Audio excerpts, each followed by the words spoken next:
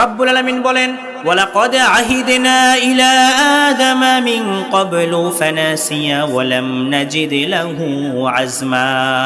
আমি আদম এবং হাওয়ার থেকে স্পেশাল একটা ওয়াদা নিয়েছিলাম, কিন্তু আদম এবং হাওয়া এই ওয়াদা রক্ষা করতে পারে নাই। পারবে কেমনে? তারা তো ভুলে গেছে, ভুলে গিয়েছেন, ভুলে ফল খেয়ে ফেলেছেন।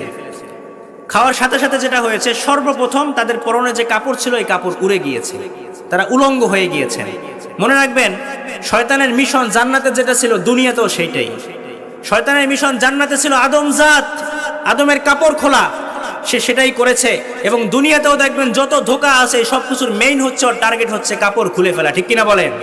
এজন্য পুরুষের কাপড় বাড়তে বাড়তে টাকনুর নিচে নামে, আর মহিলাদের কাপড় ছোট হতে হতে উপর থেকেও নামে, নিচ থেকেও ওঠে, যত ছোট করা যায়। এটা কার মিশন বলেন?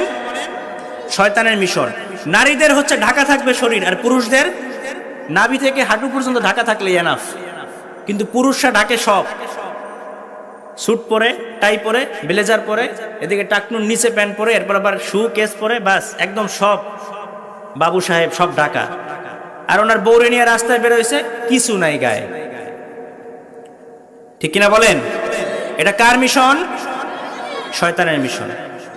শয়তানের ধোকায় পড়ে আদম আলাইহিস সালাম এবং হাওয়া আলাইহিস সালাম যখন জান্নাতের সেই ফল খেয়ে ফেললেন, ফল খাওয়ার পরে যখন তাদের কাপড়গুলো উড়ে গেল, উড়ে যাওয়ার পরে তারা উলঙ্গ হয়ে লজ্জা পেলেন।